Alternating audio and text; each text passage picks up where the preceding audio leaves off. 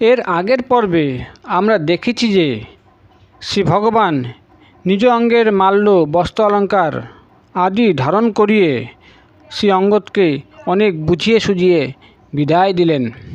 ভক্তকৃত কার্য সকল স্মরণ করে শ্রী ভরত, অনুজ, শ্রী লক্ষ্মণ ও শ্রী শত্রুঘ্ন অঙ্গদকে পৌঁছে দিতে চললেন। গমনকালে অঙ্গদের চিত্তে অপরিসীম প্রীতি ছিল, তাই তিনি প্রভু শ্রীরামচন্দ্রকে বারে বারে পিছন ফিরে দর্শন করে নিচ্ছিলেন। তিনি বারে বারে প্রভু শ্রীরামচন্দ্রকে দণ্ডবোধ প্রণাম করছিলেন। তিনি শেষ মুহূর্ত পর্যন্ত আশা করেছিলেন যে প্রভু তাকে থাকতে বলবেন। প্রভু শ্রীরামচন্দ্রের কৃপাকটাক্ষ, কথন, চলন, হসন ভঙ্গি স্মরণ করে তিনি বিষণ্ণ হয়ে যাচ্ছিলেন। কিন্তু শ্রীপ্রভু সিদ্ধান্তে অটল দেখে বহু সবিনয় নিবেদন করে ও চিত্তে তার শ্রী পাদপদ্ম ধারণ করে তিনি চললেন।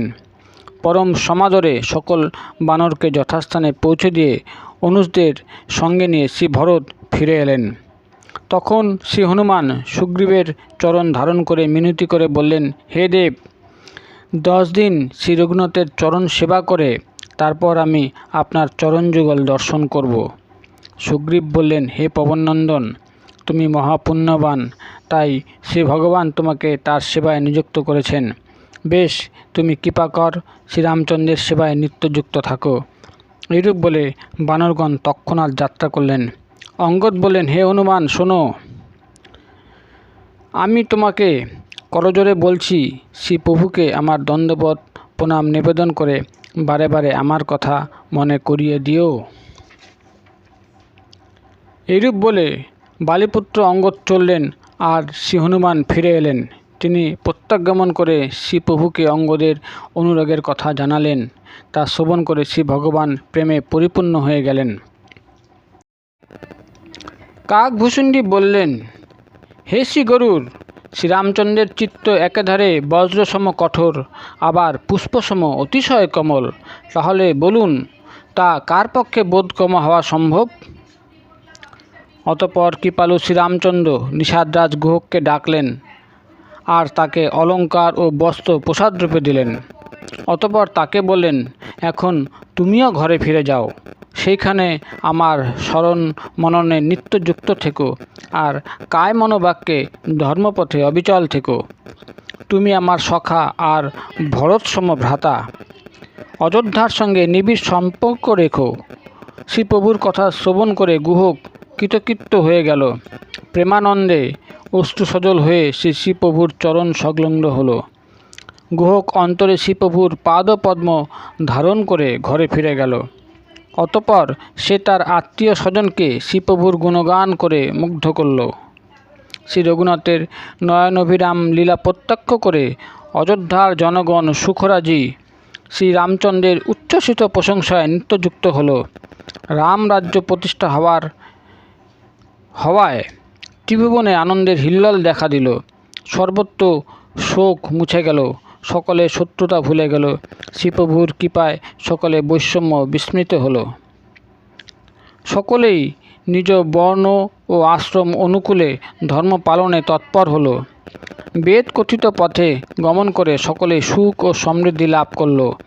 ভয় ও শোক অন্তর্নিহিত হল। সকলেই ভবরোগ যন্ত্রণা থেকে মুক্তি লাভ করে আনন্দময় হয়ে গেল। রামরাজ্য প্রতিষ্ঠিত হওয়ায় জগতের ত্রিতাপ, আধি দৈবিক, আধি ভৌতিক ও আধ্যাত্মিক, আর কাউকে সন্তপ্ত করতে পারল না।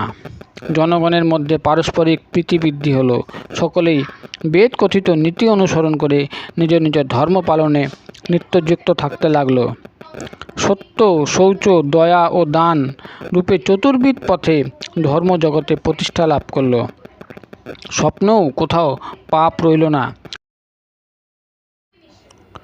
তখন নারী পুরুষ নির্বিশেষে সকলেই রামভক্ত হয়ে পরম গতি অর্থাৎ মোক্ষ লাভ করবার যোগ্যতা অর্জন করল। অকাল মৃত্যু বন্ধ হলো। সকলেই রোগ ভোগ বিরহিত হয়ে সুন্দর দেহ লাভ করল। দারিদ্র্য, দুঃখ ও দিনহীন ভাবের অবসান হলো। কেউ মূর্খ রইল না, শুভলক্ষণ বিরহিত কেউ রইল না। সকলেই দম্ভ বিরহিত ধর্মপরায়ণ ও পুণ্যাত্মা হয়ে উঠল। নরনারী নির্বিশেষে সকলেই চতুর ও গুণধাম হয়ে উঠল। সকলেই গুণের সমাদরকারী পণ্ডিত ও জ্ঞানী হয়ে উঠল। সকলের মধ্যেই কৃতজ্ঞতা স্বীকার করবার গুণ দেখা গেল। ছল চাতুরী তখন অন্তর্ধান করল। কাকভূষণ্ডী বললেন, হে পক্ষীরাজ শ্রী গরুর, শুনুন। রামরাজ্যে জগতে স্থাবর জঙ্গম সকলেই কাল, কর্ম, স্বভাব ও গুণ উদ্ভূত দুঃখ থেকে মুক্তি লাভ করল। চন্দ্রহার সম সপ্তসাগর বেষ্টিত এই পৃথিবীতে শ্রী রঘুপতি একমাত্র রাজা, যার প্রতি রোমকূপে অগণিত ব্রহ্মাণ্ড। তার কাছে এই সপ্তদ্বীপের প্রভুত্ব এমন কি? বস্তুত শ্রীপ্রভুর সে মহিমা বোঝবার পরও এই কথা বললে তাকে ছোট করা হবে। তবুও হে শ্রী গরুর, যারা তার মহিমা জানেন তারাও তার এই লীলাতে অতিশয় প্রীতি আস্বাদন করে থাকেন। তাদের প্রীতি আস্বাদন করবার কারণ ও মহিমা জানতে পারবার ফল এ লীলার অনুভূতি লাভ করা। এইরূপই ইন্দ্রিয় নিগ্রহকারী শ্রেষ্ঠ মহামুনিগণ বলে থাকেন। রামরাজ্যের শেষনাগ ও দেবী সরস্বতীও সুখ সম্পদের বর্ণনা শেষ করতে পারবেন না। রামরাজ্যে সকল ব্যক্তি উদারচিত্ত, সকলেই পরোপকারী আর সকলেই ব্রাহ্মণদের চরণের সেবক। সকল পুরুষই স্বভার্যার সেবনকারী। এইভাবে রমণীগণ কায় মনোবাক্যে পতির অনুকূল। রামরাজ্যে দ্বন্দ্ব কেবল সন্ন্যাসীদের হস্তে থাকে আর ভেদ নর্তক ও নৃত্যশিল্পে ব্যবহৃত হয়। যেখানে জয়কর কেবল মনকে জয় করবার জন্য ব্যবহৃত হয়, অর্থাৎ রাজনীতিতে শত্রুকে পরাভূত করতে ও চোর ডাকাতকে দমন করবার জন্য, সাম, দান, দ্বন্দ্ব ও ভেদ এই চার উপায় ব্যবহৃত হয়। রামরাজ্যে কেউ শত্রু নয়, তাই জয়কর কেবল মনকে জয় করবার জন্যই হয়ে থাকে। কেউ অপরাধ করে না, তাই কারো দ্বন্দ্ব হয় না। দ্বন্দ্ব কেবল সন্ন্যাসীদের হস্তে ধারণ করা সেই দ্বন্দ্বকেই বোঝায়। সকলেই অনুকূল, তাই ভেদনীতির প্রয়োজন হয় না। ভেদ শব্দ কেবল সুর ও তালের ভেদকে বোঝাবার কাজেই লাগে।